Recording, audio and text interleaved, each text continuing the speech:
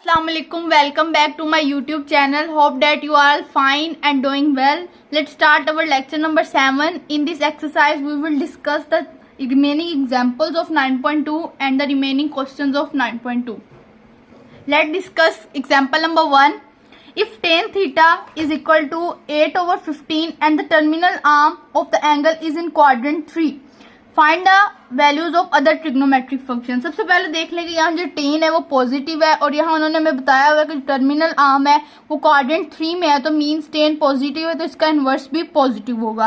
As we know tan theta is equal to perpendicular base, और इसके जरिए हमने डायग्राम ड्रा कर लिया। हम यहाँ पे पाइथागोरस थ्योरम लगाते हैं। हाइपोटेन्यूज का square is equal to perpendicular का स्क्वायर प्लस बेस का स्क्वायर।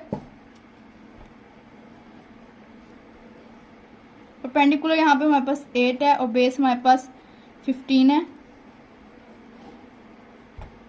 64 प्लस 225, तो ये हमारे पास आ जाएगा 289। हम इसके रूट ले लेंगे दोनों साइड पे, विच इज इक्वल टू 17। तो हमारे पास हाइपोटेन्यूज क्या आ गया 17। तो अब इसके जरिए हम रिमेनिंग ट्रिग्नोमेट्रिक फंक्शंस की वैल्यू फाइंड कर लेते हैं। तो हमारे पास जो है साइन p ओवर h की होता है, तो p हमारे पास यहाँ का 8 और हाइपोटेन्यूज हमारे पास 17 है। उसका बेस हमारे पास 15 है, हाइपोटेन्यूज 17 है, हाइपोटेन्यूज 17 है और परपेंडिकुलर 8 है। सेकेंड जो है वो हमारे पास क्या है, हाइपोटेन्यूज 17 और बेस 15 है। और उसके बाद जो कोट है वो हमारे पास बेस मीन्स हमारे पास 15 और परपेंडिकुलर 8 है। अब आपने यहाँ देखना है कि क्वाड्रेंट 3 में, तो क्वाड्रेंट 3 में टेन और उसका इनवर्स कोट पॉजिटिव रहेगा, बाकी सबके साथ नेगेटिव साइन आ जाएगा। Let discuss example number 2. Find the values of other trigonometric functions of theta if cos theta is equal to 12 over 13 and the terminal arm of the angle is not in quadrant 1. अब यहाँ पे देखिए कि quadrant 1 में नहीं है लेकिन cos positive है, तो cos पॉजिटिव फोर्थ क्वाड्रेंट में होता है। तो यहाँ पे उन्होंने हमें एक तरह से हिंट दिया कि जो एंगल होंगे बाकी ट्रिग्नोमेट्रिक फंक्शंस cos और उसके इनवर्स के अलावा सेकेंड के अलावा तो सारे नेगेटिव होंगे। जैसे कि हमें पता है जो cos है वो बेस ओवर हाइपोटेन्यूज के इक्वल होता है, तो वो 12 over 13 के इक्वल हो गया। हमने इसे डायग्राम ड्रा कर ली। तो अब यहाँ पर पाइथागोरस थ्योरम लगाएंगे। तो पाइथागोरस थ्योरम में हमें हाइपोटेन्यूज की वैल्यू दी हुई थी 13 और हमारे पास बेस की वैल्यू दी हुई थी 12 और हमने परपेंडिकुलर फाइंड करना था। तो 13 का स्क्वायर 169 और 12 का स्क्वायर 144 प्लस परपेंडिकुलर का स्क्वायर यहाँ पे ये ऐड हो रहा है तो इधर आके ये सब्ट्रैक्ट हो जाएगा। p का square which is equal to 25। दोनों तरफ अगर हम स्क्वायर रूट ले लेंगे तो हम डायरेक्ट लिख देते हैं p is equal to 5।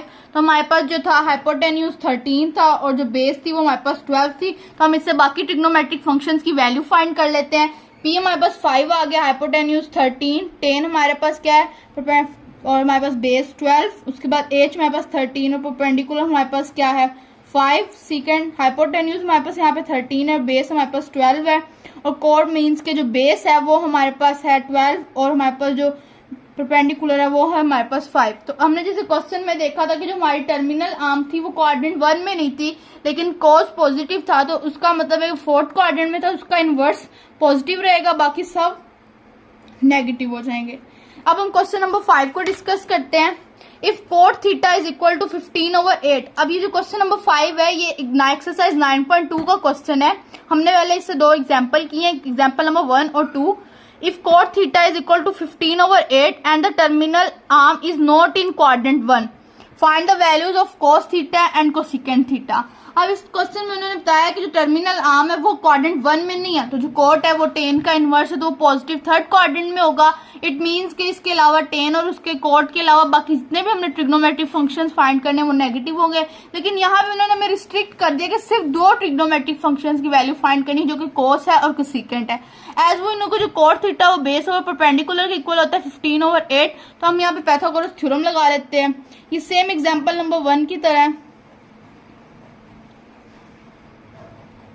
Base हमारे पास 15 और परपेंडिकुलर हमारे पास 8 विच इज इक्वल टू हमारे पास आ जाएगा 15 का हम स्क्वायर ले लेते हैं which is equal to 225 plus 64, h का स्क्वायर 289 हो जाएगा और ये हमारे पास 17 आ जाएगा। हमारे पास h 17 आ गया और p हमारे पास यहाँ पे था 8, बेस हमारे पास 15 थी और h हमारे पास था 17। अब ये देखिए कि ये फोर्थ क्वाड्रेंट में, तो फोर्थ क्वाड्रेंट में कोसेकेंट भी नेगेटिव होता है और उसके अलावा कॉर्ड मीन थर्ड क्वाड्रेंट में, जो थर्ड क्वाड्रेंट में जो उन्होंने कॉर्ड पॉजिटिव है तो इसका मतलब कोस भी नेगेटिव होगा। अब हम डिस्कस करते हैं क्वेश्चन नंबर 6। अब if cosecant theta is equal to m square plus 1 where m is greater than 0 and उन्होंने ये हमें दे दिया कि हमारा जो एंगल है वो मैंने आपको बताया था 0 से 90, इसको हम π/2 कहते हैं, तो इसके दरमियान वो रिस्ट्रिक्ट है, 0 से 90 के दरमियान है। Find the values of other trigonometric functions. As we know कि जो कोसेकेंट थीटा होता है वो हाइपोटेन्यूज ओवर परपेंडिकुलर के इक्वल होता है। तो अब हम पाइथागोरस थ्योरम लगाते हैं। हाइपोटेन्यूज की वैल्यू दी हुई है m स्क्वायर प्लस 1 का होल स्क्वायर और हमारे पास जो बेस है वो हमने फाइंड करनी है और ये हमारे पास है 2m। यहाँ पे ये ऐड हो रहा है, उधर जाके ये सब्ट्रैक्ट हो जाएगा।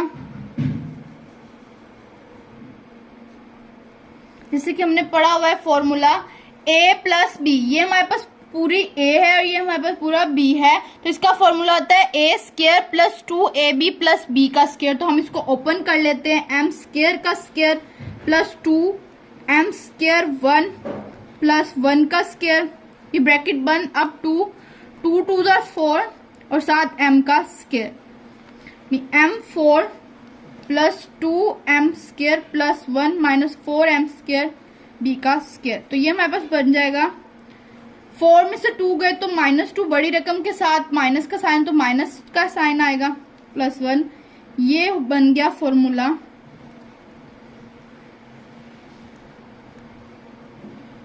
ये जैसे ये वाला फॉर्मूला हमने यहाँ पे राइट किया हुआ है ऊपर, a माइनस बी का square is equal to a square minus 2ab plus b का स्क्वायर। तो ये बन जाएगा m स्क्वायर माइनस 1 का whole square which is equal to b का। अब हम दोनों स्क्वायर रूट ले लेंगे तो b का आंसर आ जाएगा m स्क्वायर माइनस 1। अब हमारे पास तीनों की वैल्यूज आ गई हैं। तो हमारे पास परपेंडिकुलर की वैल्यू थी 2m, हाइपोटेन्यूज की m स्क्वायर प्लस 1। अब हमारे पास बेस हमारे पास क्या आई है, हमारे पास m स्क्वायर माइनस 1 और हाइपोटेन्यूज है m स्क्वायर प्लस 1। उसके बाद हमारे पास परपेंडिकुलर 2m और बेस m स्क्वायर माइनस 1। अब उसके बाद हमारे पास हाइपोटेन्यूज है m स्क्वायर प्लस 1 और बेस हमारे पास है m स्क्वायर माइनस 1, बेस हमारे पास है m स्क्वायर माइनस 1 और परपेंडिकुलर है 2m। तो ये क्वाड्रेंट 1 में था, इसलिए तमाम ट्रिग्नोमेट्रिक फंक्शंस यहाँ पे पॉजिटिव होंगे। If tan theta is equal to 1 over under root 7 and the terminal arm of the angle is not in quadrant 3।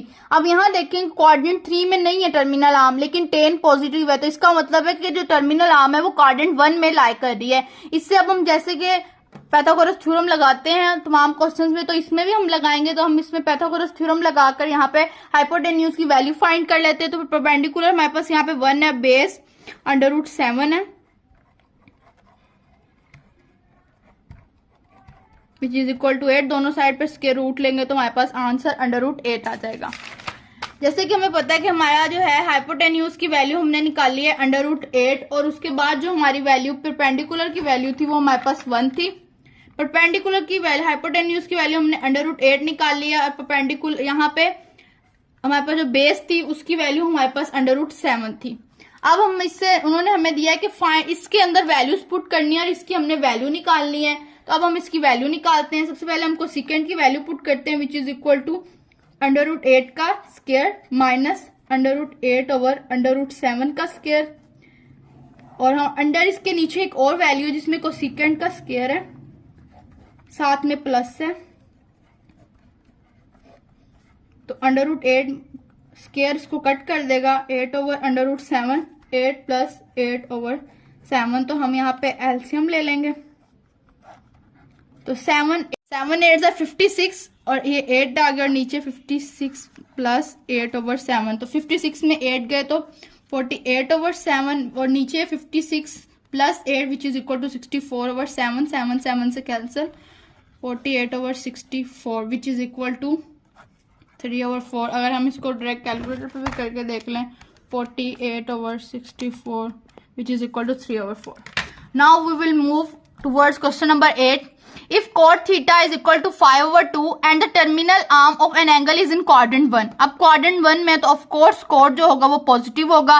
तो अब यहाँ पे हम पाइथागोरस थ्योरम लगा लेते हैं और हम वैल्यू फाइंड कर लेते हैं। हमारे पास जो है परपेंडिकुलर की वैल्यू 2 है और हमारे पास बेस 5 है। 4 plus 25 which is equal to 29। दोनों तरफ हम स्क्वायर रूट ले लेंगे तो हमारे पास आ जाएगा अंडर रूट 9। 29। हमारे पास परपेंडिकुलर की वैल्यू थी 2 over under root 29, 5 over under root 29। तो ये हमने वैल्यूज निकाल ली। तो अब हम यहाँ पे वैल्यूज पुट करेंगे। तो यहाँ पे बस साइन की वैल्यू आई थी 2 over under root 29 plus 4 over 5 over 20 under root 29, 5 over under root 29 minus 3 over under root 29। 3 2s are 6 over under root 29 plus 5 4s are 20 over under root 29। हम LCM 5 over under root 29 minus 3 over under root 29। अब हम ये main division है, हम यहाँ पे LCM ले लेते हैं। 6 प्लस 20 अंडर रूट 29, 5 माइनस 3 तो आ जाएगा 26 ओवर अंडर रूट 29 और 3 over under root 29। Under root 29 cancel हो गया तो हमारे पास आंसर आ गया 26 ओवर 3। आज हमने 9.2 की एग्जाम्पल नंबर 1, एग्जाम्पल नंबर 2 और उसके रिमेनिंग क्वेश्चन नंबर 5, 6, 7 और 8 डिस्कस किए। नेक्स्ट हम एक्सरसाइज में 9.3 की थ्योरी को डिस्कस करेंगे। अगर इससे रिलेटेड आपको कोई भी क्वेश्चन हो तो आप मुझसे कमेंट सेक्शन में पूछ सकते हैं, मैं आपको उसका जरूर आंसर करूंगी। अगर आपको मेरी वीडियोस पसंद आती हैं तो उसको ज्यादा से ज्यादा लाइक करें, शेयर करें, कमेंट करें और मेरे चैनल को भी सब्सक्राइब करें। तब तक के लिए मुझे इजाजत दें। अल्लाह हाफिज।